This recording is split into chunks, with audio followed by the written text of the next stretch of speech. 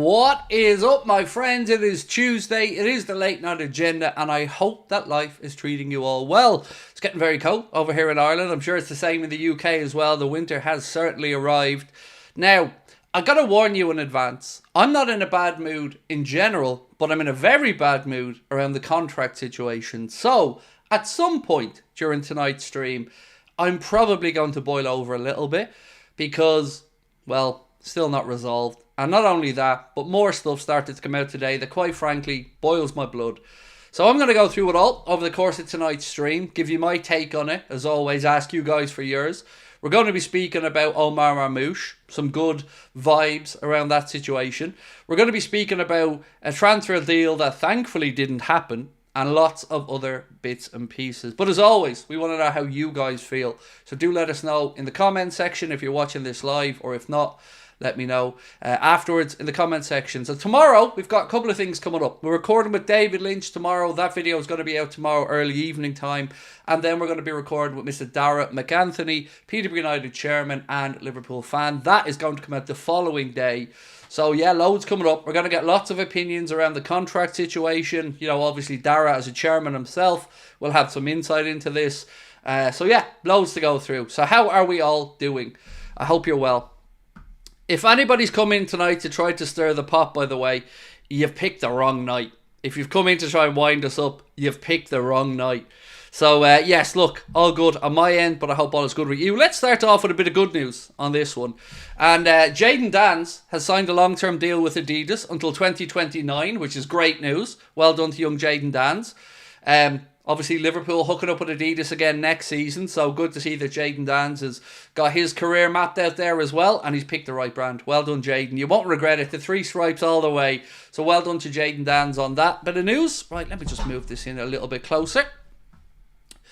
Right, it seems like we have an asshole in the chat, do we? I'm not really paying too much attention to it, but I'm trying to find him so I can boot him out, because today's not the day to come in and be an asshole, because there's enough assholes online and we don't have them in here. So let's, if anybody's acting up or anything, let's sort it out. Some people saying about the stuff with Pep Guardiola and Manchester City, is that being confirmed, by the way? Because I'd seen somebody mention it in the chat. Now look, it was rumoured that he was going to sign a 1-year extension. If that has been confirmed, then that is interesting news indeed. So we're going to go tonight and talk about the contract situations. We're going to be speaking about Endrick and the fact that he could somehow, possibly amazingly, be finding his way to the Premier League. What's this? Actually, do you know what? I need to stick my phone onto Do Not Disturb mode so I don't get interrupted in the stream. 1 second. Pep Guardiola signs new 1-year contract extensions, Manchester City manager, with an additional option of 12 months. Interesting. David Ornstein reporting that, so that's certainly genuine news if Mr. Ornstein's reporting it. I wonder what will happen, though. I wonder what will happen if they get found guilty. This feels very much like they're confident nothing's going to happen, doesn't it? And God, I don't even want to start thinking about that news tonight, because I can't even fathom a world where City get off these charges. So yeah, I've enough going on at the moment to not look at that one, but interesting stuff from a Manchester City perspective. We did have Fabrizio Romano saying that Chelsea are not currently working on any deal to sign Queevy and Kelleher from Liverpool, despite links to the contrary. He said no discussions with any other goalkeepers at this stage. But look, I think they should move on from Sanchez, to be honest. I don't think he's going to cut it. But obviously I don't want them getting Queevy and Kelleher. I'm still surprised, and I said this in the summer, that nobody put their money down for Queevy, because you would have got a fine goalkeeper. So, to start off with tonight, I'm probably going to get into the contract stuff, to be honest with you, because it's what's winding me up the most. So Paul Joyce tweeted earlier on, and I know that there are going to be people who are going to come in halfway through this and ask for updates and whatnot, but I've got to get this off my chest because I can't hold it in anymore. I'm getting sick of the excuse making for the owners, for Edwards, for Hughes. And look, if you're somebody that thinks it's on Edwards and Hughes to get these things done, that's fair enough. If you're somebody that thinks it's on FSG, that's fair enough. For me, I hold the owners responsible for everything that happens at the club because they're the owners. And when you see these things coming out from Paul Joyce today around the Mohamed Salah situation, it makes me feel like banging my head against the wall. And let me read out some of these quotes to you, and I will explain where I'm coming from. So, firstly, we heard there were times during the previous round of negotiations with Salah and Rami Abbas 2 summers ago where A resolution also seemed unlikely. So straight away there, we're kicking into the world of a extension feeling a bit unlikely. We'll move on. He said, there seems little doubt that Mohamed Salah's thought is to remain at Anfield beyond next summer. His family is settled in the northwest. He enjoys the adulation he received from supporters and has found Arne Slot very straightforward to deal with. So again, all good news there. Then we've got thus far discussions on an extension have still not been able to find a breakthrough. You keep going on this though, and this is the part that really boils my blood. So, Paul Joyce has said, a solution for Mohamed Salah's contract extension is more complicated than simple remedy of give him what he wants. So, I'm going to pause there for a second. It isn't. It is a matter of pay the man the money that he's earned. And of course you don't want to be giving him 600-700 grand a week. But at this point, it is very much a case of pay the man his money. On top of that, and this is where it really gets angering, Paul Joyce said, for Liverpool, it's all about the allocation of resources, not a lack of them. The strategy that shapes that. They want to keep their best players while also protecting the club in the long term. I'm getting a pain in my backside with us crying poor mouth all the time. Once again here now, we as fans are being asked to digest this shite. We're being asked to swallow this mouthful that it's not about not having the money, it's about allocating the money to the right areas and looking to the future of the club. I'm losing it, honestly. It is excuse after excuse, and the media now are really starting to boil my blood. Does anybody around Liverpool Football Club, other than us and a few channels, have the balls to actually say what we're all thinking? Because every single Liverpool fan on the face of the planet wants Mohamed Salah extended and is absolutely disgusted that we're here. But you wouldn't think that, because we're all being told constantly, don't worry, don't get worked up about it, it's in hand. It's in hand still. We're now, 6 weeks away from them being able to sign pre-contracts? And not one goddamn extension has been done yet. Not one. And we're all constantly told the club don't want to commit this much money. Shut the fuck up. Pay the man. You aren't going to worm your way out of this one. There is no world, no way, no how that Liverpool fans let this one slide if Salah isn't extended. The COP have made their feelings very clear. Fans all around the world have made their feelings very clear. The man himself has made his feelings pretty goddamn clear. It is a shit show that we're still sitting here. And if other people won't call this out because they're pussies and they're afraid of losing their access, then I will. Because our owners are cheap fucks. I'm sorry, they just are. It's embarrassing that this football club is in this position. And I don't care if we hear every excuse under the sun about Edwards only having his feet on the table or Hughes this or Hughes that. They've known about this contract situation for 18 months. We've all been banging on about it for at least 12 months. And all the time it's kicking the can down the road, And now they're coming out with the mealy-mouthed bullshit. Now it's about resources. You just got rid of 18 million quid off the wage bill, you absolute cheap fucks. It is absolutely insanity.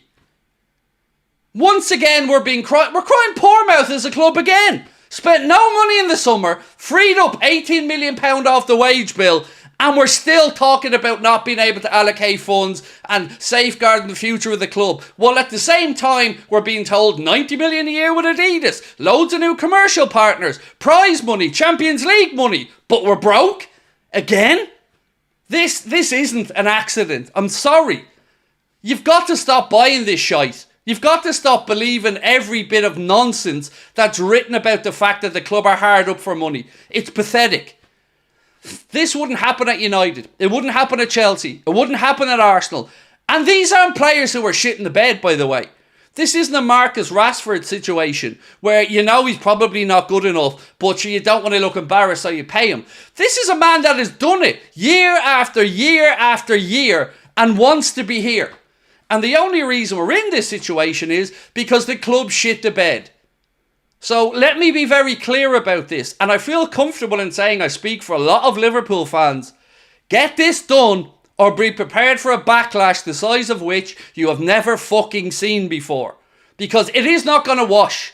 You are not going to repeat what you did at the Red Sox and let our best players walk out the door. and start cry-arsing about money.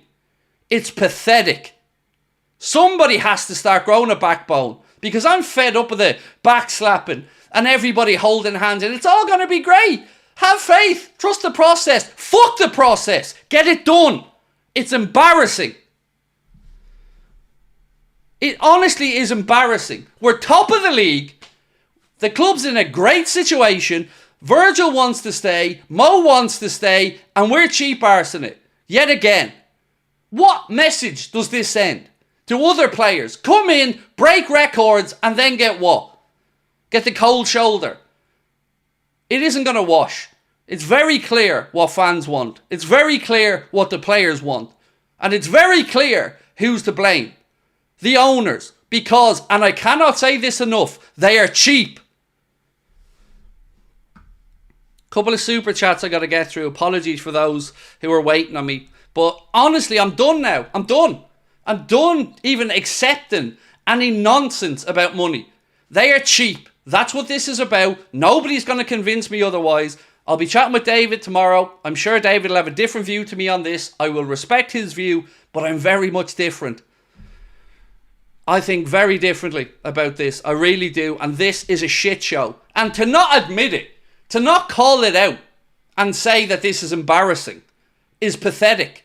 So if you are a podcast, a YouTube channel, a media outlet, and you don't call this crap out, then you are as bad as they are. I'm sorry, you are. Grow a backbone. When do we have, what hope do we have in the summer transfer window when the club can't sort out contracts? It's worrying, said Stevie Boy. Exactly, mate. It is worrying. And like always, there's excuses at the ready.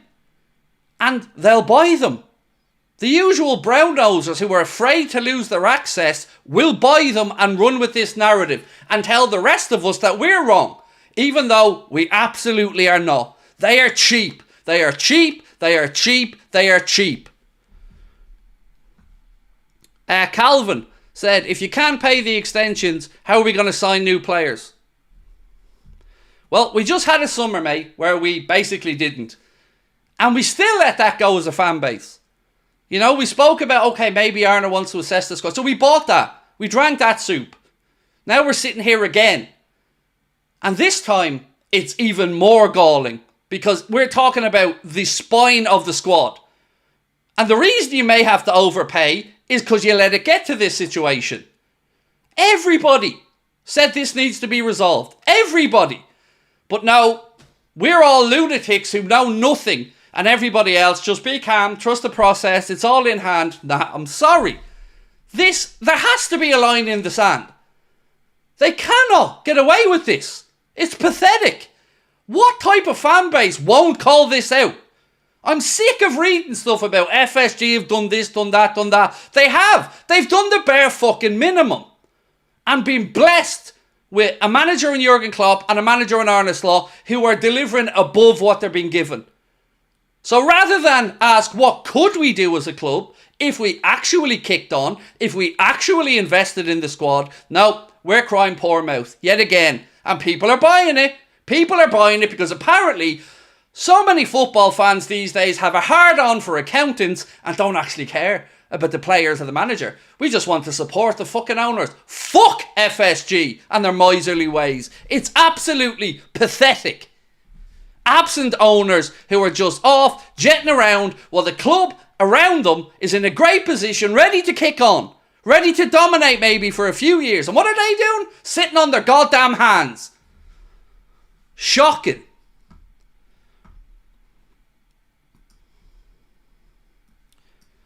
And of course, I'll be the embarrassment. Always am. I'll be the embarrassment. I'll be held up as, look at this lunatic. Look at this lad. Screaming and shouting. Somebody has to do it.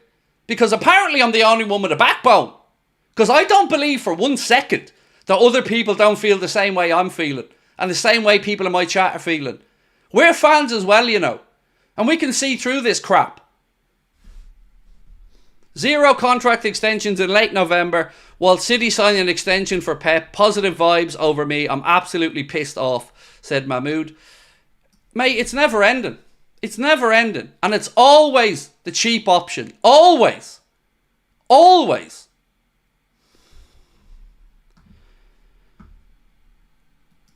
Kevin said captain and vice captain on outgoings. Yes, it's shocking, mate. You know, and we might not be able to control the Trent situation. We don't know that. As I've said all along, I don't know what Trent wants to do. But we know very clearly what Mohamed and Virgil want to do. And the club are, again, just looking like an absolute tin pot shower of cheap fucks. And I know others won't say this, by the way, and they'll disagree. But I know when they put their head on their pillow at night, they know that there's something to what we're saying. They know that we have a point. Because above all else, these people are supposed to be Liverpool fans. And there is no patting the owners on the back for an attaboy here or a job well done. They did nothing in the window again, and they did nothing to sort these contracts out, and we're weeks away from them. Real Madrid are building up their confidence on Trent. Other clubs are sniffing around, and once again we're cry arson. Cry arson that there's not enough. We have to allocate the resources accordingly. Hi, what about the £18 million we freed up from Thiago moving on, from Adrian moving on, from Matip moving on? Does that count? Does that money just fall into a black hole and doesn't count anymore? So whoever it is that's swallowing this shite that Edwards is peddling, that Hughes is peddling, or that the owners are peddling, they need to give themselves a reality check. Because it's not on. Dave said there's 6 weeks left. I'm sure it'll be resolved by then. It shouldn't be in this point, Dave, though. That's the point, mate. It could be resolved, mate. It could. But it shouldn't be at this point. It shouldn't be that a club like Liverpool Football Club is weeks away from the spine of the team walking out the door. That shouldn't be allowed to happen, mate. That's the point. You are right. It may or may not be resolved. We don't know. But it's an unnecessary headache right now. It's an unnecessary distraction. It's an unnecessary narrative that'll take away from the good vibes of being top of the league, of being top of the Champions League group, of the team doing well, of Arna starting well. It's nonsense. LFC Love said, piss poor FSG self-sabotaging. So, people even tried to warn. People brought up articles about the whole Mookie Betts situation, and while they aren't absolutely comparable, it gives you an idea of the mindset. Always looking for the cheaper, younger, hungrier player, rather than keeping the quality that you've kept at the club all this time. If you wanted to get rid of Mo, take the 150 million when it was offered to you. But now again, we're in a situation where we might get nothing and he walks out the door. And we as Liverpool fans are supposed to believe that they're going to resolve this? That they're going to be able to replace Mo? That they're going to be able to replace Virgil? Based off what? Because they're the only big signings they fucking made. Alisson and Virgil with the Coutinho money. And still, all these years later, people are still giving these owners the benefit of the doubt financially. I don't know how. I wish I could brainwash people like this. The Faceman Network said, it's an absolute travesty, nothing clever about it. And do you know what gets me though? It's that people don't have the moral courage to say what they're really thinking. Because I don't know a Liverpool fan that isn't annoyed about this. I don't know one. Anyone I spoke to in Liverpool at the show, anybody I spoke to online, anybody I speak to is pissed off and thinks this is embarrassing. But apparently, we're all in the minority. But the truth is, we're absolutely in the majority, but we're being kept in the minority. Because all the brown nosers, you'll have your access, you'll have your interviews, you'll have your meetings. The rest of us, we get vilified for saying what we're all thinking.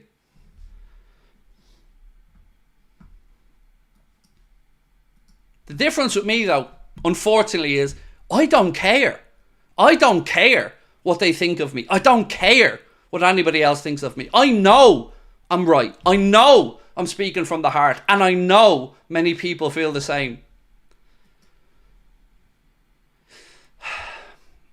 Harry said, how can we bid for Caicedo but not get Jude? I don't know, mate. Look, I'm open to the idea that Jude said to them, he's no interest, he wants to go to Madrid. That could have happened. It's just shocking, mate. It's honestly shocking at this point. Hussey81 said, always the same shite every year, not willing to spend any cash. How can we even sniff the title of Champions League?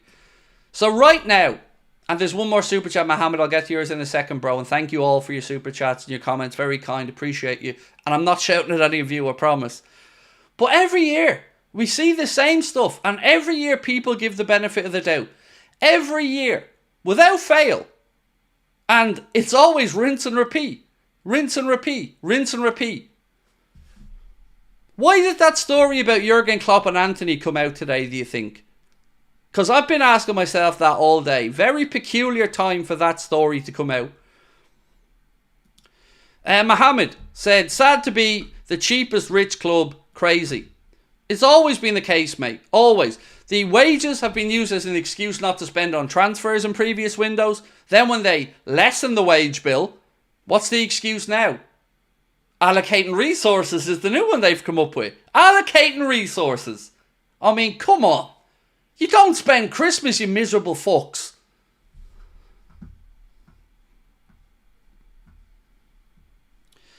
Fergal said, again, this is probably why Klopp legged it. Didn't he hand his notice during a transfer meeting? I believe it was... I don't know if it was a transfer meeting, but I believe he told them November, maybe, if my memory's correct. And I am working off memory on this, so I'm open to being wrong. So yes, we did have that confirmation as well about Pep signing a contract extension. So, Pep Guardiola and Manchester City need a bit of a boost at the minute. Things aren't going great for them. And what do? They give the boost. They get Pep signed up, despite the stuff hanging over them, and they try to get some stability at the club to get the good vibes going again. We go into a transfer window, an international window, where 2 of the 3 lads that are up for renewals aren't going away, and the other one comes home early, and we have not got 1 renewal. And all we ever get is, these things take time. The fuck they do. They take time when you're cheap. If you actually show ambition, they don't take that long. How have we had nothing? There's nobody asking that. How have we not had 1? Not 1 contract renewal of the 3. Not 1. In 18 months, not 1.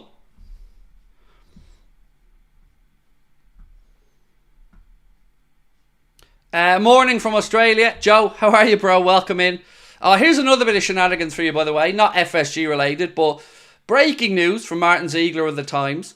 Premier League clubs fear that semi-automated offside technology may not be introduced into the top flight this season as testing on its selected system continues. More bullshit. We were told semi-automated offside technology was coming in. Then it was put back to October. Then we were told it'd be the other side of Christmas. And now it may not be this season at all. Why is that? Why is it that it can be used elsewhere without any problems? But like VAR, whenever something comes to the Premier League and the PGMOL and their band of arseholes are involved, everything takes longer. Why is that?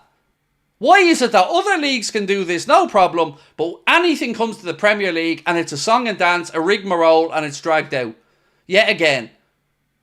Have they not interfered with enough title races? Is that what's going on? Like, they're not happy enough that maybe they won't be able to influence things as much, or maybe their egos might take a bit of a knock. Does anybody in the whole football world have any fucking morality left? It is absolute shambles again. And heaven forbid, by the way, if City get off with these charges, you might as well just stop watching the Premier League, because it feels like they're very confident. You know, Guardiola signing on with an extension with an option for another year extension. He's not doing that if they're going to be in the Championship or League One or non-league football. It all feels a little bit suspect again. And I'm sorry, but we can't always be told it's tinfoil hat stuff. Sometimes, if it walks like a duck, it quacks like a duck, it's a duck.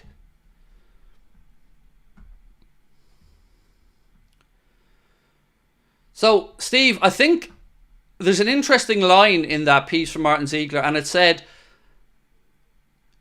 testing on its selected system continues. So, they couldn't just maybe take the system that's in use elsewhere. No. They have to have a different system that needs to be tested and retested. And last year it couldn't be done because the Nike football that they use wasn't able to be done with it. Now that problem's been solved, we move on to the next problem. And do you know what we don't get? Transparency. Yet again. Nobody's telling us why it hasn't been introduced. We're just being told it's delayed. Nobody's telling us the technical problems. Just believe us, there are some. Not good enough. So, Finty Tin said, I have no faith in FSG. That feels like a good place to start with tonight's first poll, mate. Because it's fair enough me coming up here and ranting and having my say. But I always want to get other people's feeling on this. So, simple question.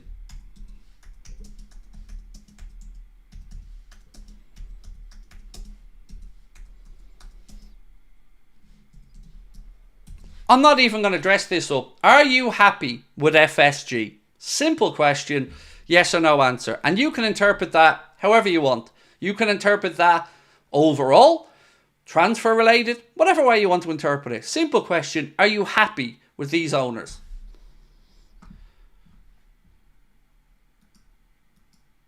Mohamed, thank you for your comment again, bro. Said, on the City topic, why is everything so quiet? Confidentiality. Because these hearings have to be done in secret, Mohammed, in case we actually got some information as the footballing family, you know.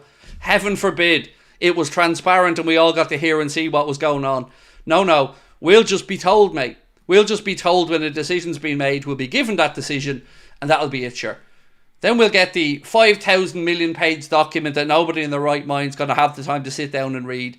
But as always, mate, we're just the suckers that have to pay for this whole thing. You know, we have to pay for the TV subscriptions, for the tickets, for the jerseys, all the other stuff, but we don't get anything. We just get told, shh, be quiet, we're dealing with it. Shh, be quiet, you don't understand. Shh, be quiet, you're an idiot. It's getting sickening. Ifti Ahmed said, the bottom line is, guys, these owners are businessmen and they don't have any emotional connection with our club. We will always be left frustrated, unfortunately. Feck FSG. So, I have thought about that, my friend, and that's why I've always used the example of the Boston Red Sox.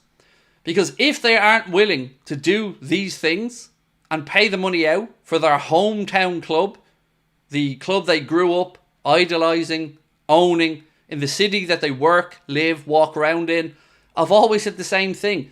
What makes us think they're going to give a damn about us? Genuinely. I've always asked that question. I've never been able to get a straight answer on it from somebody.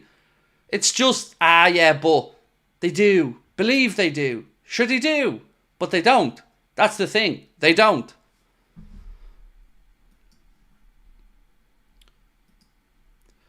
And they're not even man enough to answer questions on it. That's the thing. When we have a dissenting voice in our fan base about something, rather than perhaps address the concerns or get a one-to-one with the channel and answer questions, it's a case of blacklist them, cold shoulder them and hope that they go away. We're not going away. Time to act like proper owners. Time to actually show some ambition, because the brainwashing ain't going to work. You may have people who are afraid of losing their access who will not call out FSG, but there is the rest of us who are pissed off, fed up and manipulated. Thank you, Alfie. Appreciate you. Monkstown Glass said, 85 million euro for Darwin and Mo goes for free. Joke. The amount of players, my friend, that have walked out the door of this football club without a transfer fee is laughable for a club that openly says they have to make every penny count. How many players have we seen walk out the door on a free? And now we're looking at Mohamed Salah, who the club could have gotten 150 million quid for a year ago, but chose not to, and we all went, oh, they're not taking the money. They're showing some ambition. And then they don't get the extension sorted out quickly. It's genuinely baffling to me.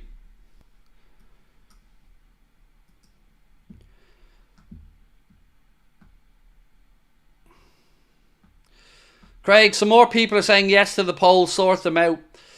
Look, I respect other people's opinions. And if people are happy with FSG, I'm not going to jump down their throat. I'll disagree with them. I'll give my say, but I respect their right to have that opinion. But what I don't respect is the amount of people who won't answer anything. It's just stop, don't ask, trust, Why? Why should we trust? Because we're being constantly shafted by the owners. Constantly. The smartest men in the room don't let your best players' contracts go down to the wire. Absolutely shambolic, said Danny LaRue. And thank you, Danny. It is. I can't see any good reason for it. Not one. Like, let's look at the example. Give Mo money and his form drops off a bit. That's the fear, right? That's what we're being told. That the club are afraid that if they put a big pot of money towards Mo and in a year's time he falls off a cliff, his form's there. Well, then sell him. If you've given him a 3-year deal in a year's time, you're not happy, you've 2 years to sell him. There'll always be a market. There is no logical, rational reason for me that this contract hasn't been renewed. None. You've any doubts about his fitness and his quality? Well, he's still answering that question on the pitch week in and week out. He lives the lifestyle of an athlete. He wants to be here, and I can't stress that one enough either. He wants to be here. Even that piece from Paul Joyce earlier on started out with, he wants to stay on Merseyside. So how can we not get it done? Because if it's nickel and diamond and we're playing a game of poker here, well, you run the risk of pissing them off as well. Because I promise you, if I'm Kelleher right now, I'm really pissed off at the club. If I'm Virgil and Mo right now, I'm feeling particularly unloved and particularly unwanted. And I don't even know what to think about Trent anymore because I honestly have no idea what's going on there.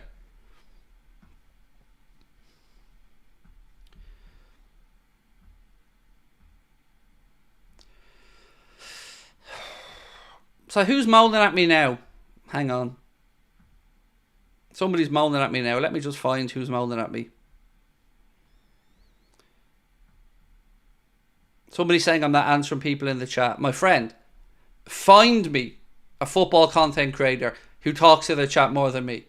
Honestly, I will try my best to get through as many comments as I can. But of course I have to give preference to people that have spent their money. But trust me, I'm interested in what you have to say. I will adhere to get to as many comments as I can. There he is. If you don't have a super chat, your words are ignored. No, mate. You're just a petulant prick. Does that work for you? You're just an entitled arsehole.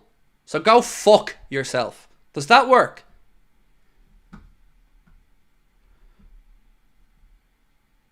Why am I pissed for Kelleher? Because he's done nothing wrong. He's been absolutely phenomenal. And is being basically shown the door. I don't get that. You know, there's no other walk of life where you outperform your expectations and you don't get rewarded. It really just feels weird to me. And on that Paul lad, the sense of entitlement some people carry in is weird. If you don't take the super chat, you won't get your comment read out. No, mate. Watch my streams. I speak to everybody. But I don't have time for entitled, arrogant arseholes.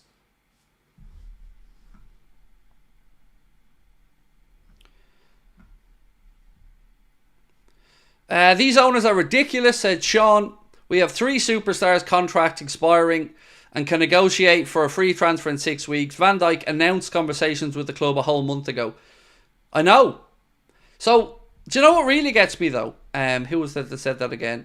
Sean, do you know what really gets me, mate? None of them have been done. So it's not like they fully focused on one and then, you know, got that done and moved on to the next. None of them have been done. None. Like, and I'm baffled by it. Like, I know they're complicated things, but, you know, as you said, Virgil's been talking about this going on for over a month. And I can't figure out that in that month they haven't been able to drill into the details a little bit here, you know. It's funny how it's a big issue, but it wasn't a big issue to get other ones done real quick, like, you know, no issues there. Get them done real quick. You can sign a player in a day and bring them to the club, but you can't renew your best players in 18 months. It just doesn't feel right. It doesn't smell right. The face of a network said, Craig has been talking to me before I spent a dime. Mate, I don't give a shite about people giving us money. Don't care about it. Don't. That's why I'm not behind a paywall. I will chat with everyone. Your opinion in the chat is as valid as an opinion of a super chat. But I am only one person, you know, and I have to get the news across and interact. And I'll always do my best to get to your comments. But I don't have time for entitled people, because I'm not an entitled guy. I don't have time for it. Fraser, and thank you, mate, for being with us 15 months, said, Ben Doak is back. He's been looking really good, hasn't he? Good with Middlesbrough, good with Scotland. I don't know if he had an assist in Robbo's, but I remember he had an assist in McGinn's first goal, and he had an assist in the game before that for Scotland as well. Do you know what really, well, I won't say frightened me, but what really surprised me, Fraser, when I spoke to David and I brought up the situation with Ben Doak, it felt like it doesn't really matter what Ben Doak does. He's not going to be making it at Liverpool. And again, I'm not trying to put words in David's mouth. I'm just giving you how I interpreted that conversation. It's like Liverpool are almost building him up to sell him at this point. And that, I mean, look, you know, I don't see him on the training pitch every day. So, of course, I don't have the same insights as the manager and the coaches would. But it certainly feels like he's doing well on this loan to me. And there have been very few players that have actually gone on loan and ended up breaking back into the first team properly. So it's sometimes a bit of a death knell for their Liverpool careers. And I certainly hope that isn't the case with Stefan either. I hope we get him back. Craig, I have a question. It's not football related. Who's the character of yours that walks around the studio? Oh, that's Nulon. That's our mascot, mate. That's a dancing alien. So do you remember when we were top of the league during the COVID season, and there was like people that wanted the league stopped, null and voided, and walked out? Well, we got pretty angry about that on the channel because it felt like they wanted it null and voided because we were top and they didn't want us to get that first league title. So we came up with a little 2 fingers up to those people. Null Voider, null and void, our dancing alien. And I don't know why, but he caught on. People enjoyed seeing him. Our friends at 442s were kind enough to do up that image for us. So yeah, I know it's a bit of a weird one, but it's kind of something that I couldn't imagine the channel without as well.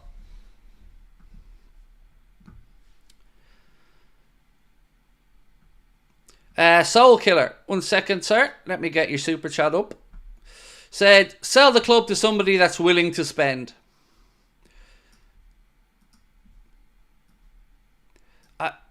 This isn't even really necessarily about spending though, man. That's the weird thing. It's about keeping what's here.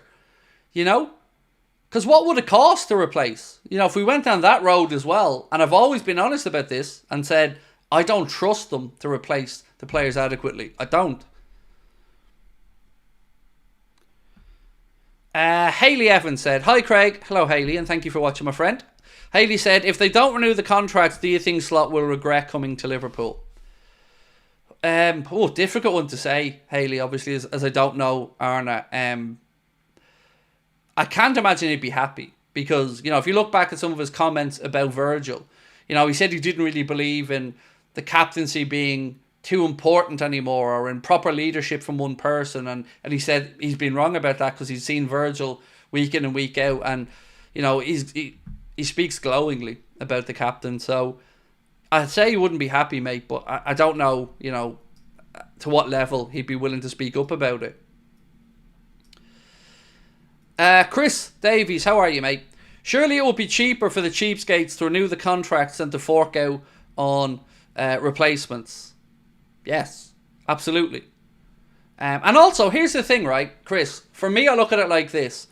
If you renew Virgil and you renew Mo, you've got 2 more years, let's say. That gives time to other players like Jayden Dance to get to the level the club need them to be at, where they feel like they can use the young lad week in and week out. Or it gets to a time where we get to see what some of the other players, like young Kumas, is like, or what Trent Cone-Doherty is like.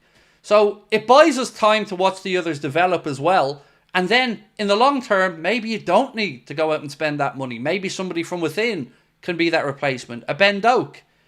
I can't see any rational reason, Chris, as to why renewing them doesn't make sense. Neither of them look like they're falling away performance-wise. Both of them are I won't say as good as ever, because they are past their primes, but both of them are performing more than admirably.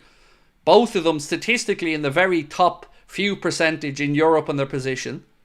Only 2 players in Europe in the top 5 leagues have 10 goals and 10 assists or more.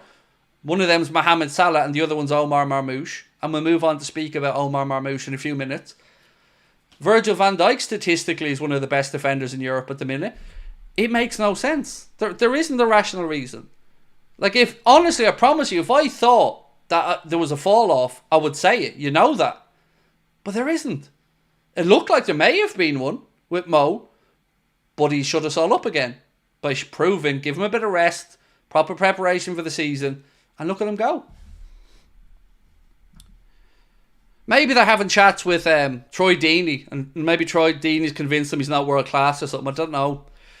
Mr. Darwin, there was no comment in, it was retracted, mate, but thank you.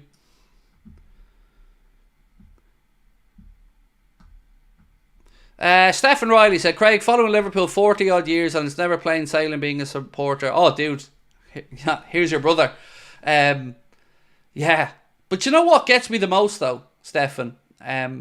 It's when we do get to a good position, we don't really seem to capitalise on it.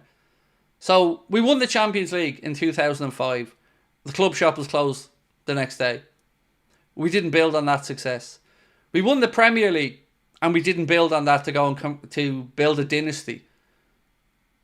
And now, we're top of the league, in a great position, and rather than keep the good times going, and extending the players who are performing really well, supplement that with maybe a midfielder in January, and to keep the good vibes going in the fan base, we're now sitting here debating about whether the top players at the club are going to be here, or whether we'll have to listen to a whole January of Virgil van Dijk being flirted with by Barca, or Saudi Pro League offering Mohamed Salah massive money, or Real Madrid coming in to try and convince Trent to come. That's all what's coming. Make no bones about it. That's all you're going to read in January if these aren't sorted out. And everything has always been, there's still time, there's still time, there's still time. All I've ever heard, there's still time, there's still time. But how about some action? You know, as I said, we're not here waiting for one of the 3 to be finally done. We're waiting for all of the 3 to be done. And still no headway made. And it's not me saying no headway made. It's Paul Joyce and other very credible journalists saying there's no headway made. That's worrying.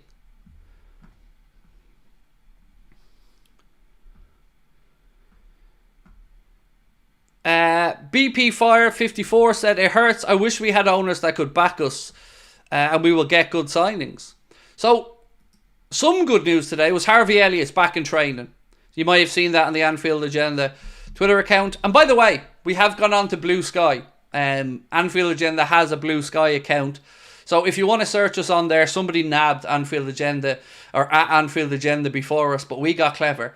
We got at AnfieldAgenda.com on Blue Sky. So you can find Anfield Agenda on there if you're using Blue Sky.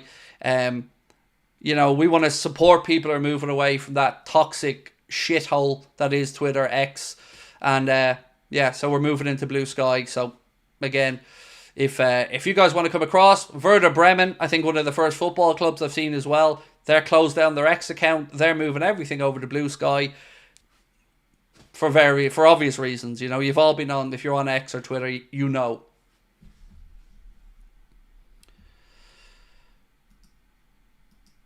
And by the way, is it just me? If anyone's on Blue Sky, it looks very Twittery, doesn't it? Like, me and Connor were both like, this looks like somebody just picked up Twitter and dropped it over there, like the older Twitter.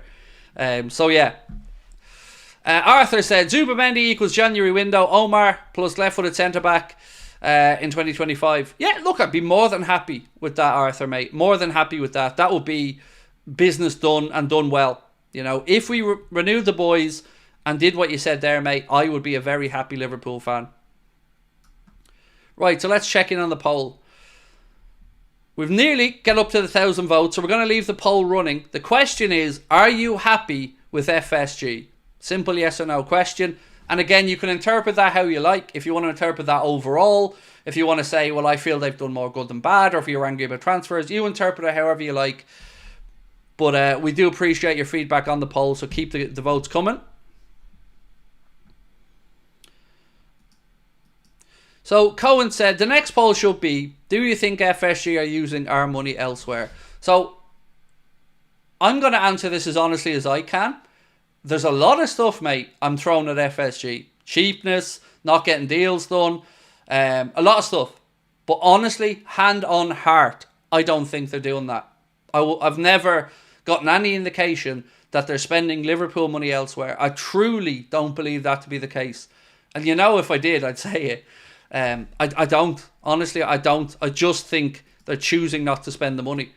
Now, there's a valid argument, I think, about perhaps whether their time or their focus is being split because of other projects and stuff like that. And I guess the argument to that would be, well, that's why they put Michael Edwards in charge of the overall day-to-day running and stuff. But I guess the question is Michael Edwards FSG mini? Or is Michael Edwards a really smart guy who has a master plan here and all this is going to work out? I really want to think it's the second part because, you know, he's done some great work at the club before. You know, we're all very hopeful when Michael Edwards is involved in something. And honestly, I've never met the man, but I'm very respectful of him and his thought processes. But I just can't comprehend how we're here again and this situation hasn't been resolved. So yeah, as much as I said, like, genuinely, I will call the owners out on a lot of stuff, mate, but I don't think they're spending Liverpool money elsewhere. I really, really don't. Dave said, replace the 3 going is going to cost how much extra?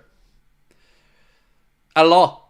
I guess, though, what I don't know the answer to there, mate, is what the overall package would be on a 5-year thing. So if we were to take it for a second and look at Mo as an example.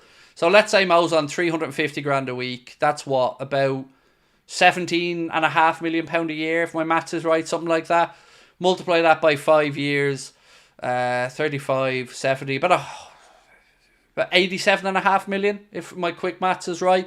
So that's a pool of money to keep Mo. Well, he won't be kept for 5 years, but let's break it down over 5 years because the next player in is probably going to be. So that would be 87.5 million to do that over 5 years, plus maybe a signing on bonus. I'd say you're looking at 100 mil. Now, if you go and bring in a player, let's say Omar Marmoush. Omar Marmoush is going to cost you 52, 53 million pound, maybe something like that. I don't know what his wage might be, but let's say it's going to be 100 grand a week, say. That's 5 million quid a year, 5-year contract, 25 million plus the transfer fee. You're not a million miles off the same number. And I know we're going to say, sell on, but we don't sell anyone.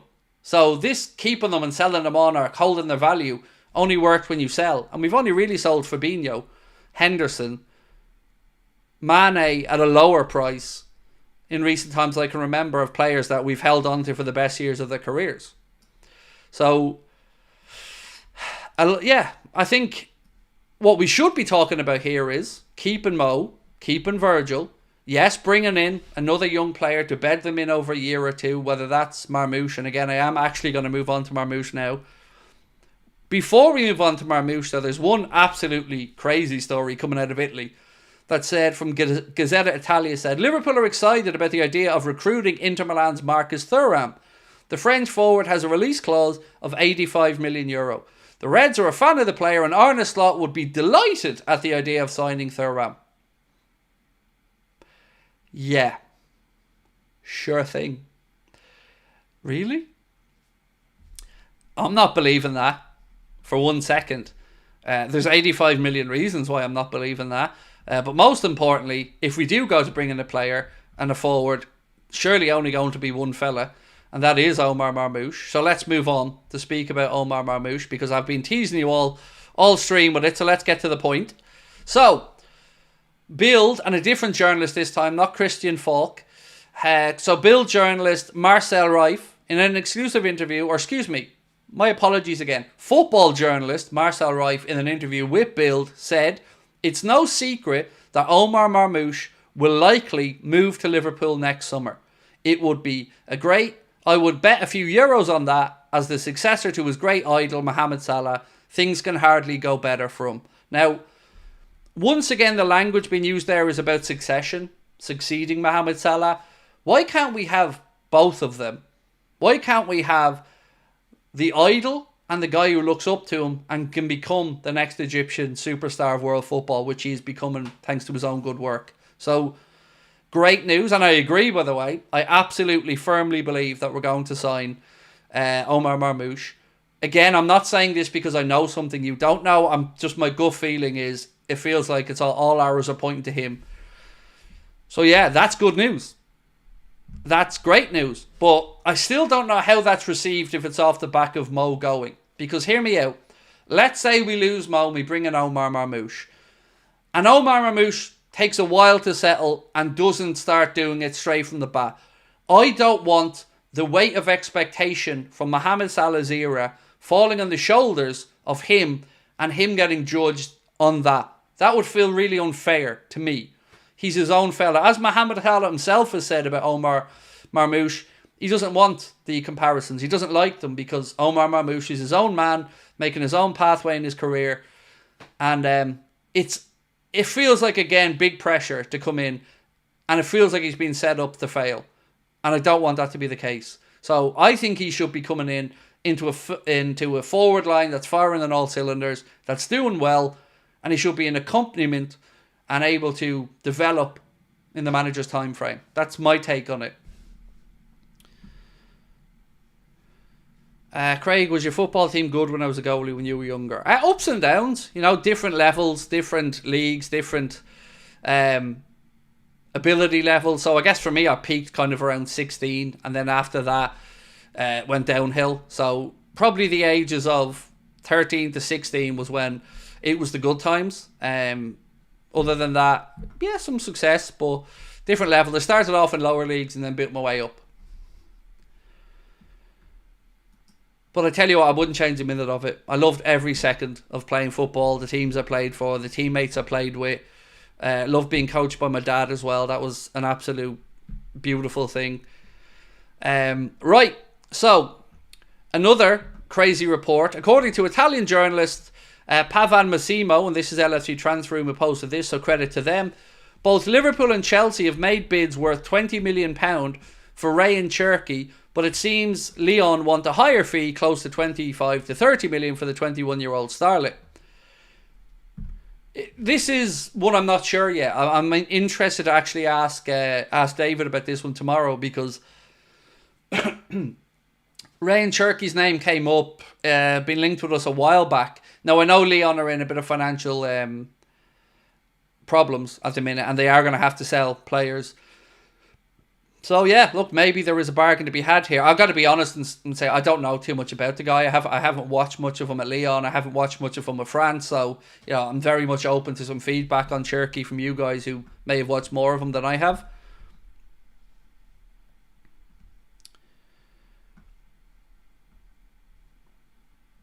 Torben.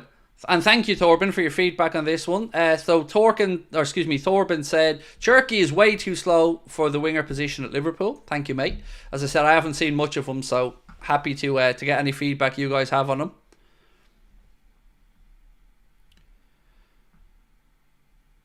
Cherki's perfect for slot style, said Prepper. He's better in a number 10 now, said David Newell. I have no idea, David, honestly.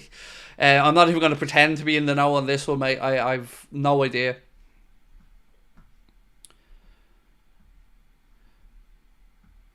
Alan Jones said, Craig, why would any great player want to come to Liverpool when FSG are too cheap to extend the best players? Look, I have to caveat all of this with the honest answer of there's a very good chance they still get done. I'm not sitting here telling you all three are going to walk, because I don't know that. But I'm just frustrated as a Liverpool fan with constantly hearing the cheapskate stuff. Constantly hearing that money has to be, allocated in the right areas and moved around. Blah. We're not a frivolous club. We haven't been splashing wadges of cash on players and overpaying on wages. But we're always being told we're poor. We're always being told the wage bill's high. We're always being told that the club has to be self-sustaining and all this other stuff. But everybody else is able to do it, but apparently we can't. And that drives me insane, because there's never an explanation. There's never statement of fact to go, this is why. We just get told the wage bill's high. Okay, well, you freed up 18 million a year off that. Any chance now that we can extend them? Well, no, we have to allocate the money to the right resources. We didn't spend in the summer, again, like minimum 12 million on Chiesa and Mamardashvili, and we'll get the Mamardashvili money back when we sell Kelleher. It's mad.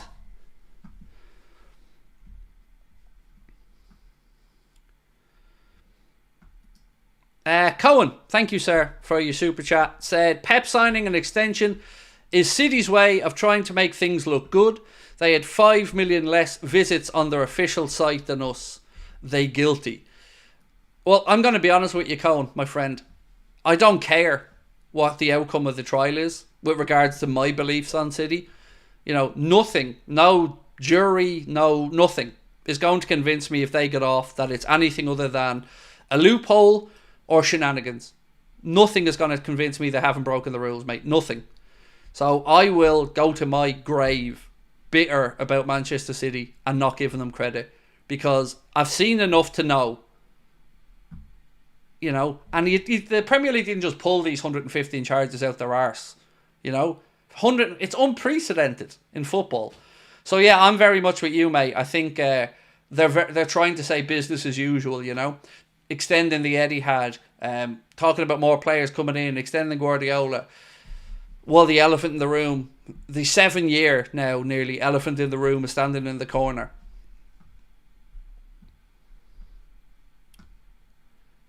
Would you rather have Hato or Kirkes? So, I don't know much about Hato. I know he plays at Ajax, another one that we've been genuinely linked to.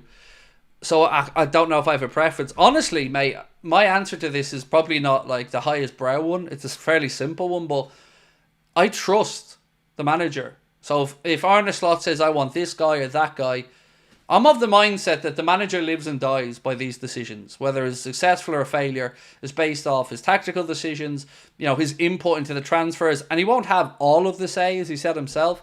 But ultimately, he'll succeed or fail based off that, and I'm willing to trust him to make those decisions. And then we'll talk about them. If someone's not living up to it, we'll have that conversation as well. But whomever he wants, mate, honestly, I'm happy with.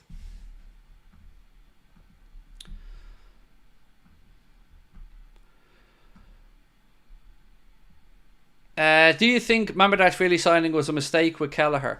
So I wouldn't call it a mistake, because I can absolutely understand why Liverpool wanted to get Mamardashvili. He's a very, very good goalkeeper. But I do feel that it's a decision that didn't really take into account Kelleher. And I feel sad for Caoimhín Kelleher, because he couldn't have done any more. He finished last season for us, did really well, has done most of the start of this season after Alisson's injury in September, done really, really well. And it just feels like he's been disrespected somewhat, and that he hasn't been given the backing of the club, because he was brought in, he was a very good understudy, very professional, didn't kick up a fuss, went about his business. And when he starts to show that he could potentially be a number one in himself, we go out and bring in another goalkeeper and are probably going to move him on. As I said, I'm not against the Mamardashvili signing, but I have to say I do have some sympathies for Kelleher around this whole thing.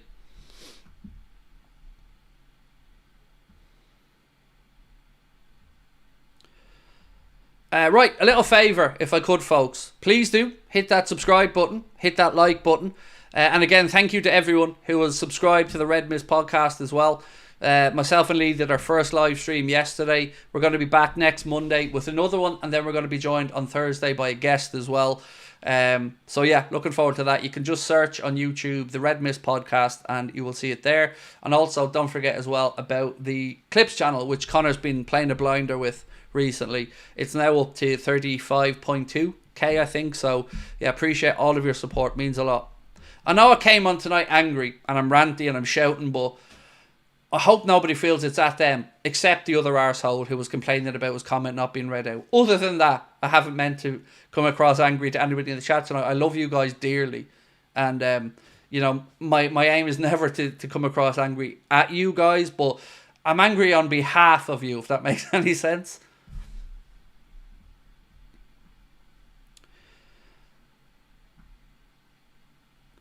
Mads Thorsten said, the thing that frustrates me the most is we're 2-3 signings away from having a complete squad, and meanwhile FSG is satisfied with top 4. So, like yourself, mate, I have a similar frustration. We're probably a left back, a central midfielder, and maybe in the future a centre back away from feeling like we could be alright for a long time. And if you add to that and complement that with the young players that we're seeing coming through as well, and some who are out on loan, you know, the future does look bright. Yeah, and earlier on when I was listing off all those players, I didn't even mention young Rio Nyamoha, who of course is, you know, doing very well and looking very bright since he's come in from Chelsea into the under-8 setup. So, yeah, look, the club have done very well. And this is the thing about me and our community. We're never afraid to credit. I'm not afraid to say when the owners do something well. But I'm also not afraid to be very vocal when I feel like they're taking the piss. And that's what it feels like again, as a fan, that they're taking the piss. Right, so we've now had 1,150 votes. So I asked, are you happy with FSG? And the answers are 75% of people, 76 actually, said no, they're not happy with the owners. And 24% of people said they are happy with the owners. And thank you, everyone that took part in the vote. No judgment from me. You're absolutely entitled to your own views, whichever they might be.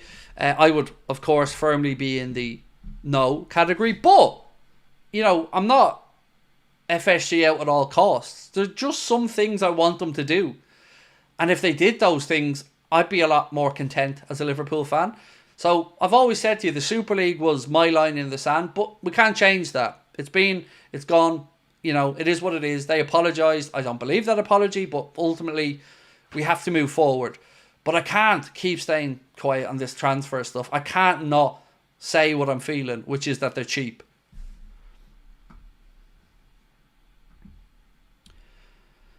Craig, what's the latest on VVD? So, other than the fact that he was sent home early from international duty to get a bit of a rest, I'm not sure of any breakthrough or any information around the contracts. I just don't know, mate. But I do know it's taken too long. And I don't think it's down to Virgil.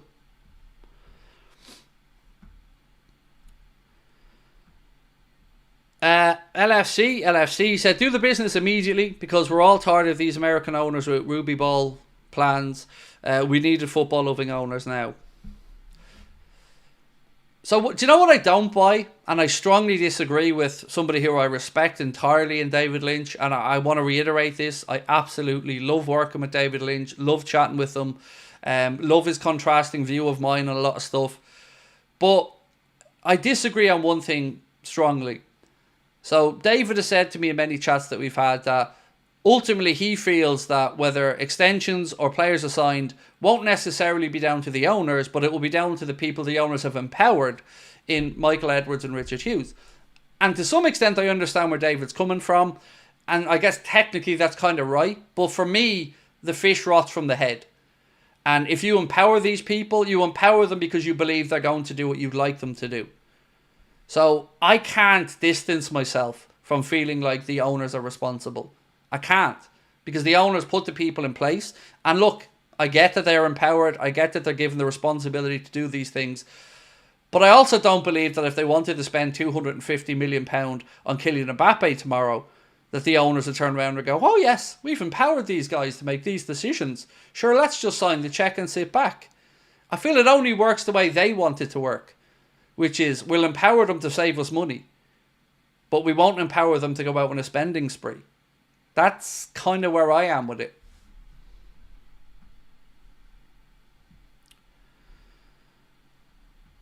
Still no Chiesa, nearly December. What happened?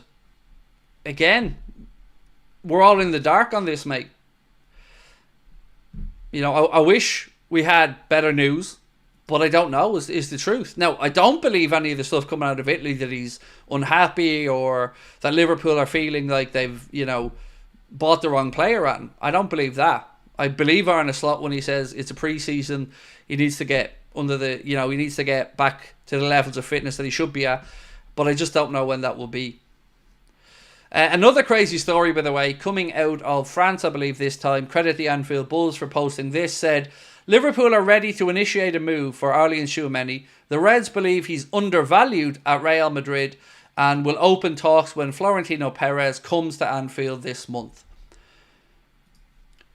I don't believe that. Why would you wait for Perez to come over for a few hours to try and start these negotiations? If you wanted them, you'd start the negotiations over email, by phone. You don't have to wait till he rocks up to Anfield. I'm still unsure of if that interest remains from Liverpool. It doesn't feel like a natural fit to me. I've always said, to me, this feels like Real Madrid maybe have decided they'd like to move him on. And because we were linked previously, it's an easy link to make in the media. So I don't really buy into that one personally. Now, if Arne Slot wants Aurélien Tchouameni, like I said with any other player, great. You know, if he's that guy, then back to manager.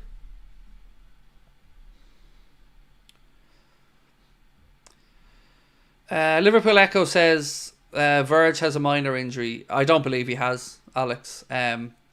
For me, and look, again, I'm not trying to say the Echo are wrong or whatever. My view of the situation is that Frenkie de Jong and Virgil van Dijk could, de Jong coming back from injury and Van Dijk playing a lot of football. The fact that the Netherlands had already qualified in second place to go into the playoffs for the Nations League. It was a dead rubber, an away trip to Serbia, I believe. So I think Ronald Koeman just looked at it and thought, right, we'll throw up the old medical ground stuff because, it's always an easy get out, and send the two lads back to their clubs. Let them get a little breather. That's what I think the situation is. But I guess we'll find out when Arne has his press conference. And fair play to Koeman, by the way, on that one, because we've done all right in this international window. We've had Mohamed Salah be able to miss it entirely. Fair play to Egypt on that. We had Trent with a hamstring injury that doesn't look like it's going to be a long-term thing, but meant he didn't play the games with England. And then we had Virgil coming back a little bit early. So, ironically as well, all three lads whose contracts are the ones that need to be resolved.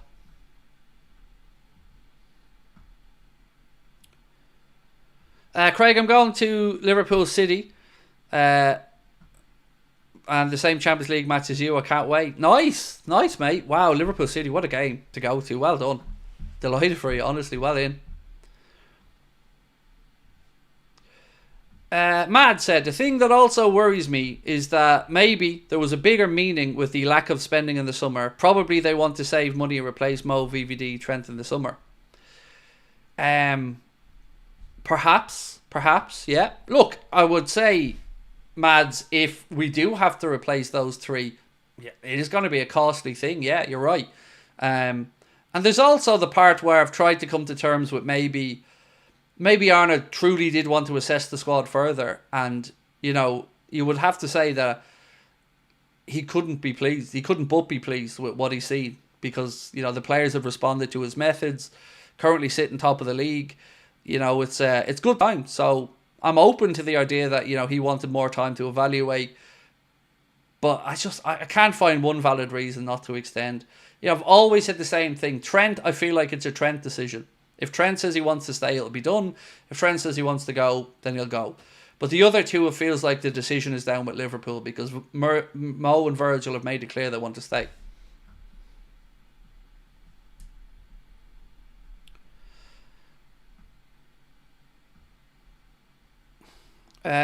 All Liverpool fans have to beware with Real Madrid's fans during the day in Liverpool. I don't know what you mean by that, mate. Any football fans that come into City should be welcomed in, as always, as they will be with the great people of Liverpool. And if they don't behave themselves, that's on the police, the stewards and the people in charge there to enforce the law. Liverpool fans should feel free and comfortable to walk around their own city. I'm sure they will. And I'm not trying to disparage Real Madrid fans by saying they're coming for a row or anything like that, because I've no indication that's the case. But they will be policed accordingly. And I have to say, from my own time going to games in the UK, I've always found the police to be great. They're very reasonable if they see lads having a few drinks or whatever. Obviously they don't let stuff get out of hand, but I find the policing in and around the games pretty good.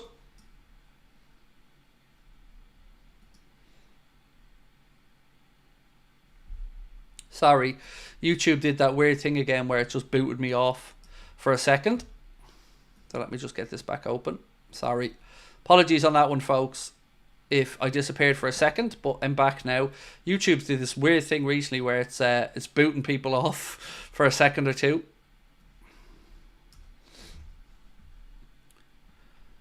So on Kloppo, did you guys see this story today actually? Where has it gone? One sec. Where's this story gone? Yeah. So there was a story that came out today from Paul Joyce that absolutely shocked me. It said, it is understood that it was Mike Gordon who ultimately decided to renew Salah in 2022. And that was the sensible use of resources. That has proved astute, especially as one of the options understood to have been discussed by Klopp was to replace Salah with Anthony.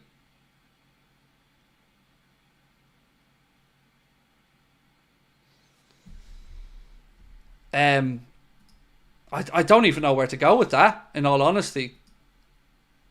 I'm glad that Mike Gordon made that decision, but yeah, I'm genuinely shocked to read that earlier on from Paul Joyce, because I'm very grateful we don't have Anthony, quite frankly. Darkness said I don't believe that. I mean, to be fair, Paul Joyce isn't somebody I'd say is a shit stirrer or anything like that. He's pretty bang on a lot of the time, and he said he was being discussed. He didn't say 100% Klopp wanted him and, you know, Klopp was going to sign him, yada yada. He just said he was being discussed, but even at that, it sends a shiver down your spine. Fabrizio Romano has also put out a bit of a worrying post to say Real Madrid are obsessed with signing Trent Alexander-Arnold and Liverpool are still trying to extend Trent's contract. The whole thing just feels really frustrating at the minute, doesn't it? The whole contract situation. It feels like it has the potential to destabilise the whole season. It feels like we're self-sabotaging almost, and I don't understand the reason behind it. And I still don't understand how Trent hasn't made his mind up. Do you know? I don't get it. Surely he knows what he wants to do. And, you know, I don't think Liverpool fans necessarily even want to hear that it's done with Trent. They just want to hear that Trent wants to stay. I think I speak for us all when I say that.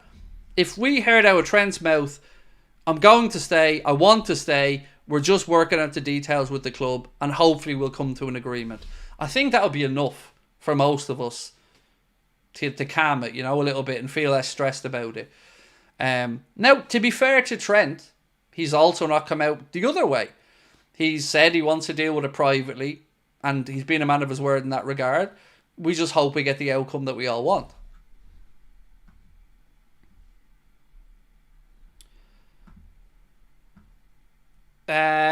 Prepper said, agree, Jurgen is a legend and created something nobody else could have done with what we've had. Some amazing memories. Wanted to call the grandson Jurgen's son on board with it. The missus isn't one bit. Do you know what? Okay, I'm going to ask you another question with a poll, because I think it's been long enough now that I can ask this question. 1 second.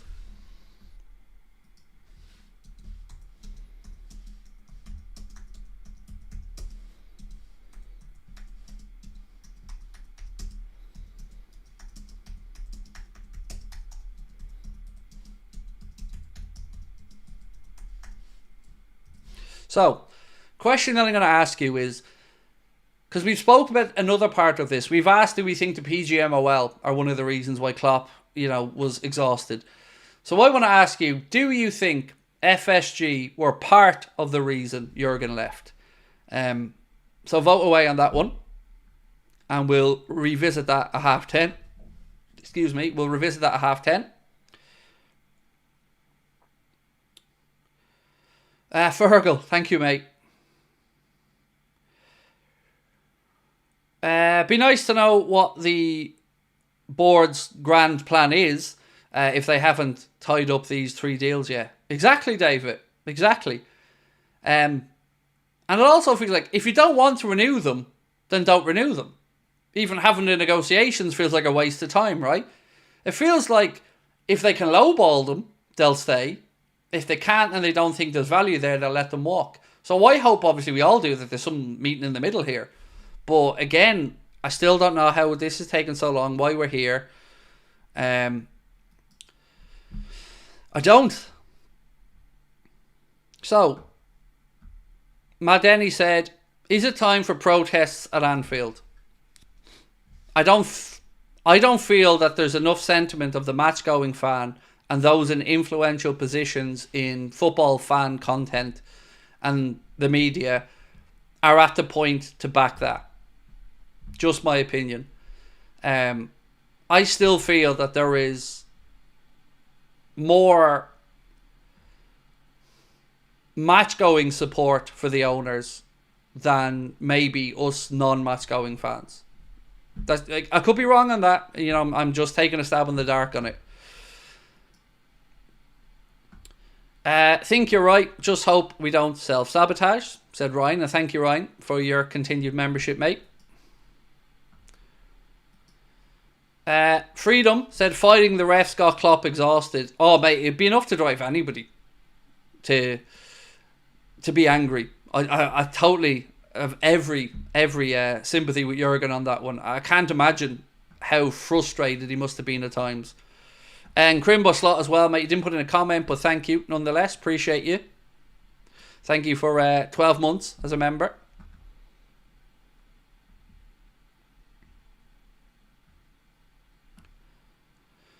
Darren Parry said no need for protests. So I kind of agree. I don't want it to come into the stadium, mate. I want the players and the manager to be backed, and I want the support to be there for them. So I agree with you.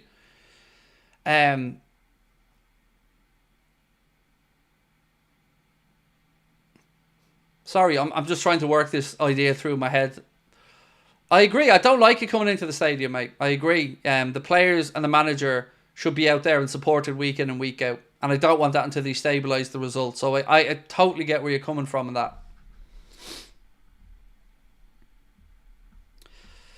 that. Another super chat just came in. One sec. Macy, thank you.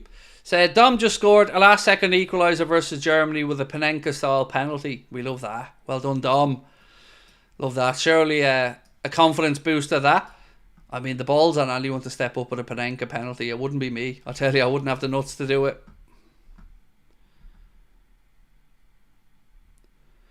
Alan Jones said, I think Trent is waiting to see if Virgil and Mo sign. If not, he'll see the club has no ambition. Yeah, so again, this is kind of a self-fulfilling prophecy, isn't it? Everyone's waiting.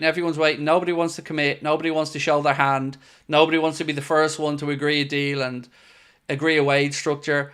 And I feel like at some point that blows up because nobody gets done. Because nobody wants to blink. Nobody wants to be the first one to commit. The clock's ticking, you know. The clock's ticking about when this goes out of our hands. Because once January comes, all three of those gentlemen can speak to clubs outside the Premier League, sign contracts, pre-contract agreements, negotiate openly. And all we're going to get as fans, I promise you, all the way through January, is stories linking them with moves away. We're going to be fed up of it. It's going to drive us demented. It's going to be everywhere. It's going to undermine what we're doing. It all feels unnecessary.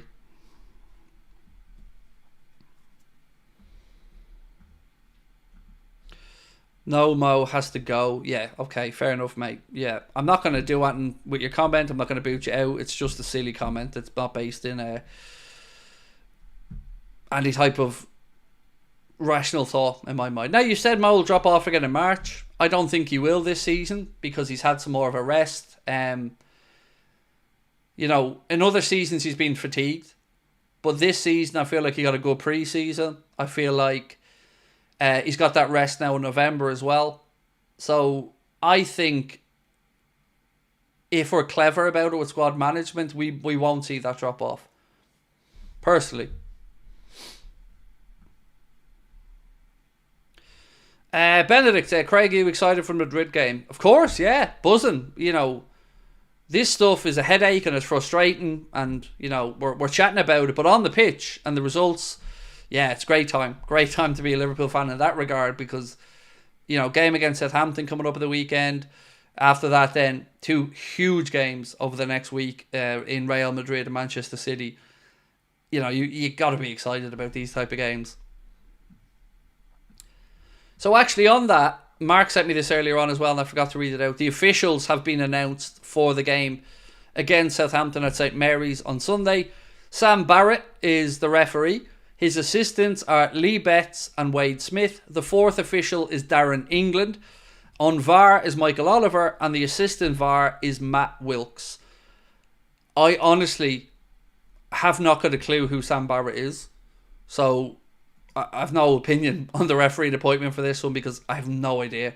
I don't remember this ref much, so we'll wait and see what happens there. Any updates on Chiesa, Jota and Alisson? On Alisson, yes. I believe he was in the training room. I believe there's a photo of him out there training as well. So on Alisson, I think he's starting to do bits. Obviously, I'll get more information on this when I speak with David Lynch tomorrow. On Harvey, we've seen again that he's back training. Chiesa, honestly, I'm completely in the dark on. No clue. Who was the other one you asked? 1 second. Did you just say Chiesa and Elliott, or was there somebody else? Sorry. Michael Oliver on VAR. I know. Is Verge not injured? No, I don't believe so, Lee. He was sent back basically because the Netherlands have qualified already, and it was a dead rubber. That's my view of it anyway. So no, I don't think he is injured. But here's one more question for you. Am I right in saying that it's McAllister and Ibu who are both one booking from a suspension? I know there's 2. I think it's Ibu and McAllister. I know it's Maka, but I think Ibu's the other one. So here's a question for you. Do you rest those 2 against Southampton, knowing that potentially they're 1 booking away from missing Manchester City? So for instance, in midfield, do you go with Gravenberch, Szoboszlai, Jones against Southampton, and maybe go with Gomez alongside Van Dijk at centre-back? Or do you trust the 2 boys not to get involved and pick up a yellow?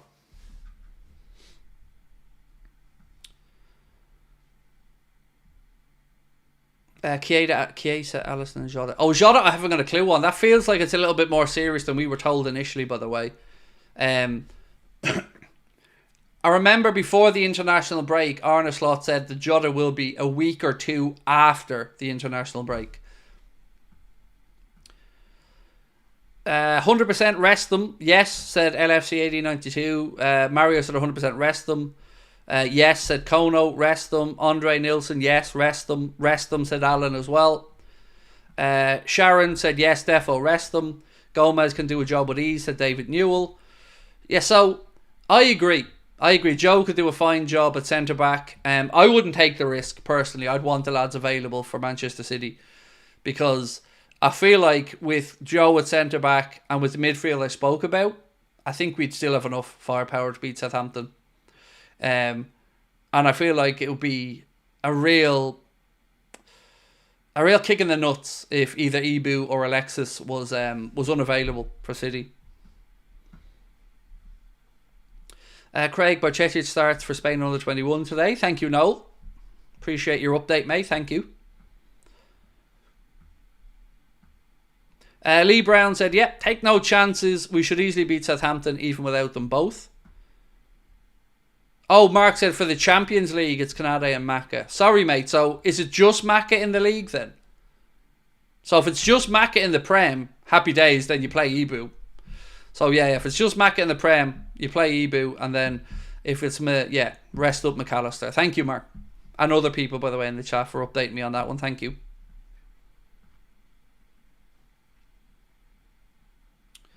Cool. Well, then it's surely a no-brainer, because if you take into the fact that McAllister will have travelled a lot as well, going to South America, and they were playing today, so a little bit of a later game as well. And then you've got Jones, who was with England but didn't have to travel very far. Szoboszlai, who, yes, is playing tonight, but again is in Europe. And then Ryan Gravenberch, who, again, in Europe. So I would think, common sense-wise, probably not playing McAllister after an international break is a good idea, because, my memory is certainly that he's not at his best after these long travelling and games over in South America. So, yeah, for me, go with Gravenberch, Jones and Szoboszlai in midfield. Lee said, to be honest, Maka hasn't been himself recently. Yeah, I think that's fair. He's still great, though. But I think it's fair. I think there is a bit more to come from Alexis McAllister this season.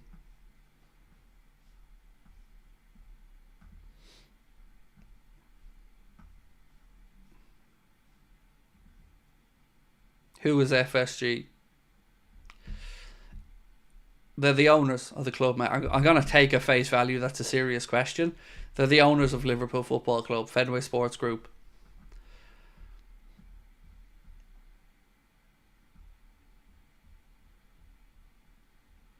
So, a mad story came out of Spain around Endrick. And the story was, Real Madrid striker Endrick is the subject of interest from Southampton, Roma and Real Valladolid. That has to be a loan, surely. Because he only just came in, Endrick, this season. And yeah, I don't know. I don't even know where to go with this one. It just feels another mad one. The idea of Endrick maybe rocking up at Southampton is interesting.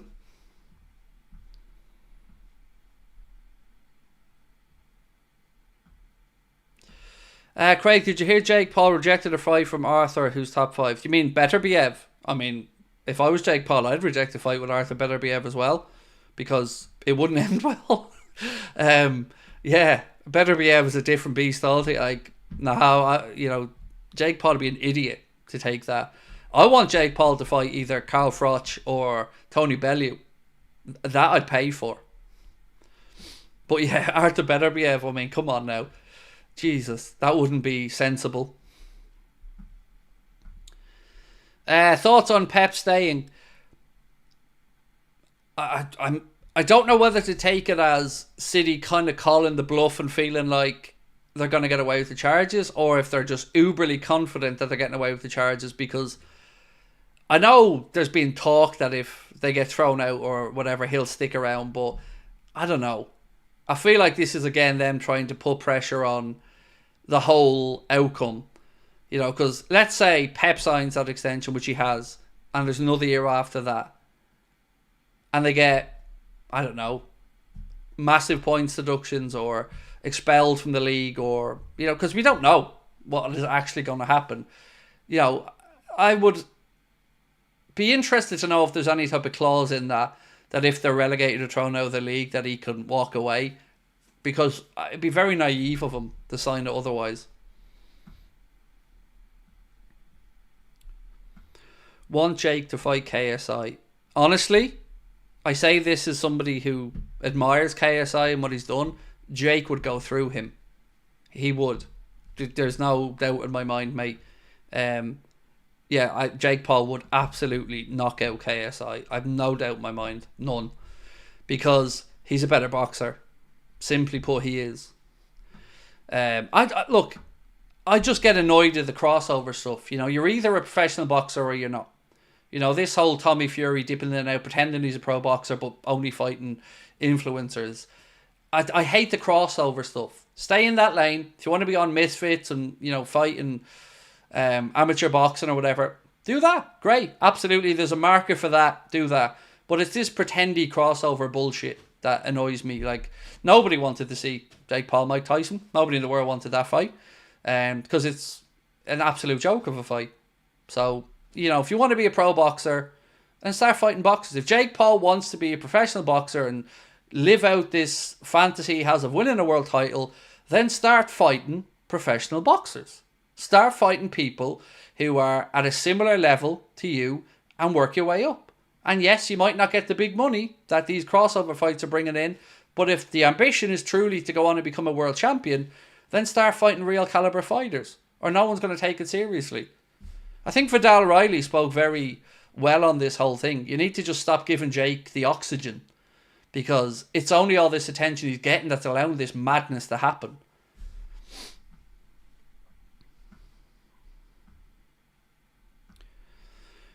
Fury versus Darren Till. Did you see the presser? I didn't. No, I didn't. Another one I don't get. Like, again, if Fury is going to be a boxer, why is he fighting somebody who was an MMA fighter? It just feels like all cash grabs to me.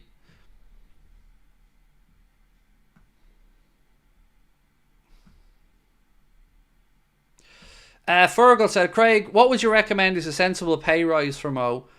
You're saying 400k 2-year contract. Honestly, I wouldn't give him a pay rise, Fergal. I've been straightforward about that since day one.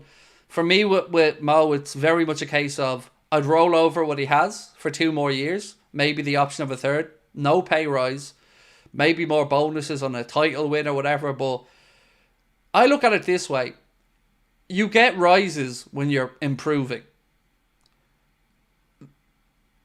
There's no world where we can't have an adult conversation and say that he's past his peak.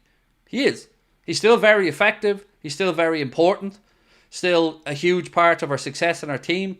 But he's not the best version of Mohamed Salah. So I think rolling over his current wage is the fairest way to go. And I would understand if the club didn't want to give him 450 grand a week, because I don't think it's the right move. I think same wages, 2 more years, and go from there.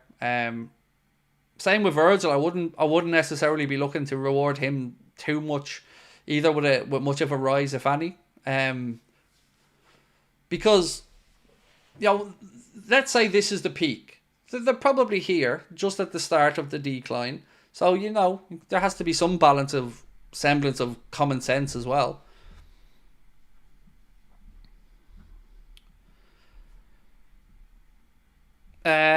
Jobo said, I do think these exhibition fights have their place. It's important, they're categorised. I agree. Look, I have no problem with these fights having their place. I agree with you. They can make very fun spectacles. The needle and the build-up can be good crack. But, I feel it's massively disrespectful to fighters who are really just going through, who have no other choice but to go through the boxing route because it's the only way to feed their family. It's their life, and I don't like the muddying of waters on the crossover stuff. I believe, same as you, absolutely no problem with them both having their own outlets. It's just, it feels a bit disrespectful at times, some of the crossover. Especially when, let's be honest, they're all hand-picked fights. They're not 50-50s or anything like it. They're picking people that they know that they can cash grab and get a win. Thank you, Abjamid. Thank you. You didn't put a comment in, my friend, but appreciate you. Thank you.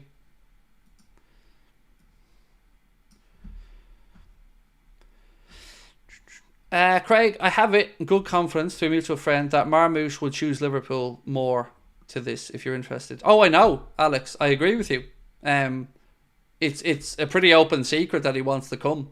It was even in BILD there tonight saying that those journalists felt like it's going to happen as well. And I'm with you, mate. I think Marmoush wants to come to Liverpool. Absolutely. Now, I hope it happens, and I hope we get the outcome we want there. But I absolutely agree with you that he wants to move. Who do you think we sign in January if we make a move? Whoever the manager wants in midfield, Yusuf. That's the only area I think we really need to look at in January. Look, if other stuff comes up and it works, great. But for me as a fan going into the January market, you're still looking to that central midfield position to bring in the Zubamendi-esque type signing, to make sure that Ryan Gravenberch, if he picks up a knocker, that we can rest and rotate him as the season goes on, because he's going to be exhausted if we have to play him week in and week out. I think it's sensible to try and bring in that other midfielder now.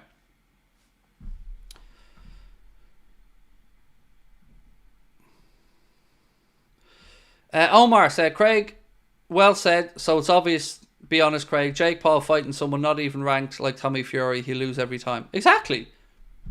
There are area level and English level fighters that would absolutely put Jake Paul on his back, 100%. No doubt about it in my mind.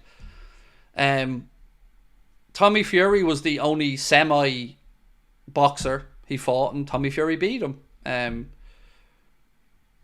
So yeah, I've no doubt, I agree with you, Omar, entirely. But I also don't mind, that these things exist, misfits and all that. There's definitely a market for it. People enjoy it. And look, it's always good to see young men and women training, getting fit, wanting to test themselves. That's all great, brings more eyes on boxing, inspires people into gyms. That's a good thing. But I think they should be kept in their own lanes. Because I don't want anybody to seriously get injured either. It's a dangerous enough sport as it is. And I don't want to see somebody come in with a massive mismatch and end up hurt. Nobody wants to see that. What's your prediction for Manchester City and Tottenham? Said Abdelmajid. Oh God, mate, it's the City one's tough. I feel like the worst case scenario will get a draw. More than capable of beating them though.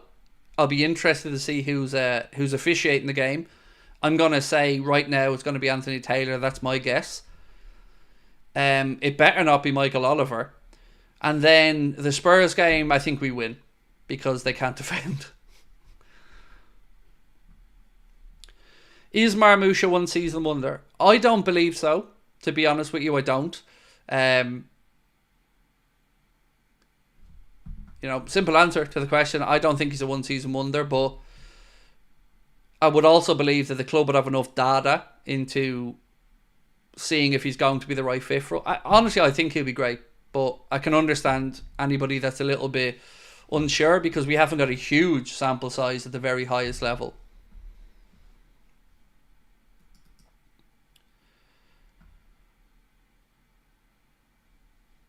Thank you, Mark, for sending me on that stuff about the yellows as well, mate.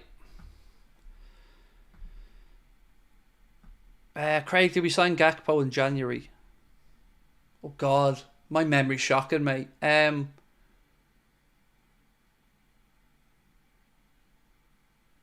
Was it Lucho was in January, wasn't it? I can't remember, mate.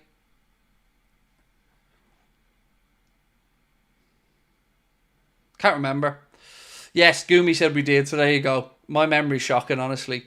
I can tell you we signed Sturridge and Suarez. I remember signing them in January, all right, but yeah, we did. So there you go. So yes is the answer. We've done some good business in January over the years. As I said, Suarez, Sturridge, January signings. So yeah, we've done good business over the years in January.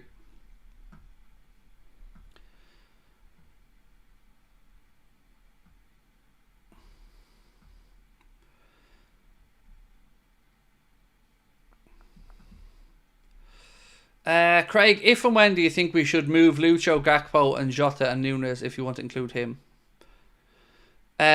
Honestly, I would sell Jota now or in the summer and buy Marmoush. I know that sounds harsh, but I'm being honest because as much as we all love Diogo and as good as he is, availability is key. And I know it's not his fault. He picks up injuries and nobody wants to be injured, but it is still an issue. So I would move him on. Lucho, he's in the form of his life. I'd be giving him a new deal, to be honest with you, rewarding him for what he's done. Gakpo, again, wouldn't let him go anywhere. I feel like he's settling into life at Liverpool. And Darwin, I'm happy with what I'm seeing from Darwin since Diogo's been injured. He might not be lighting it up with goals, but I think I'm seeing enough team effort on the pitch, good defensive work, occupying the defenders, getting into some good positions. So yeah, I'm happy with Darwin as we're seeing him personally at the minute. Can you do a recap of the stream? So what I'm going to do, Alan, is I'm going to put out a video. So as soon as this stream's over, I'm recording a recap with all the news so people don't have to sift back through it. So give me about 15 minutes, bro, after the end of the stream, and it will all be uploaded in one little 8-minute video for you. How confident do you feel about the Real Madrid match next week? Honestly, Yusuf, I'm never confident playing Real Madrid, mate. I'm not. we can beat them, but we also know that if it clicks for them and if those players turn up and if they're a good team, you know. I hope we don't show them too much respect. I hope we get at them.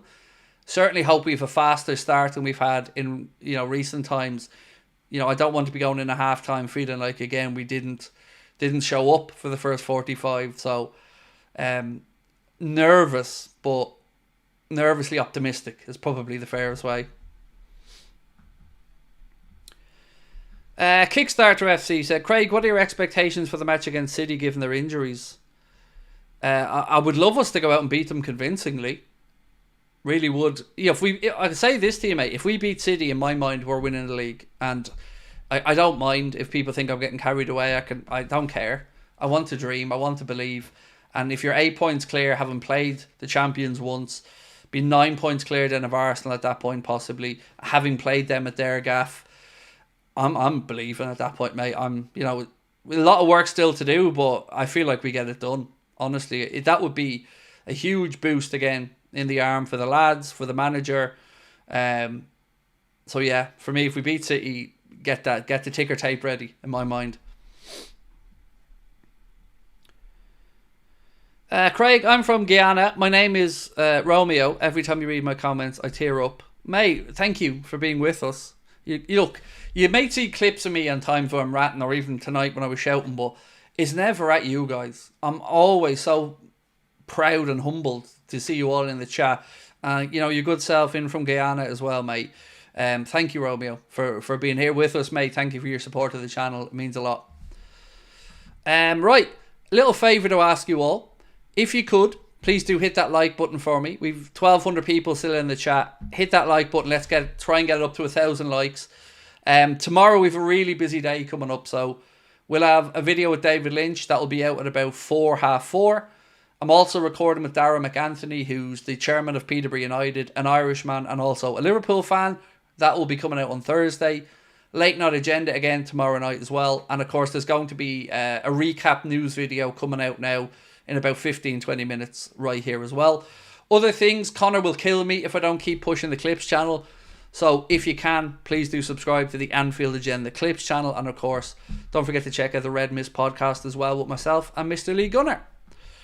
Right, let's check in on this poll before we finish up. So I asked you guys, do you think that FSG were part of the reason that Jurgen Klopp left?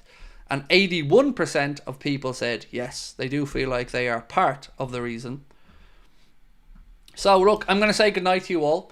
Thank you for joining me again tonight. Yeah, do hit that like button for me before you head off, and I will see you guys tomorrow. Have a lovely evening and thanks for dropping in. Bye.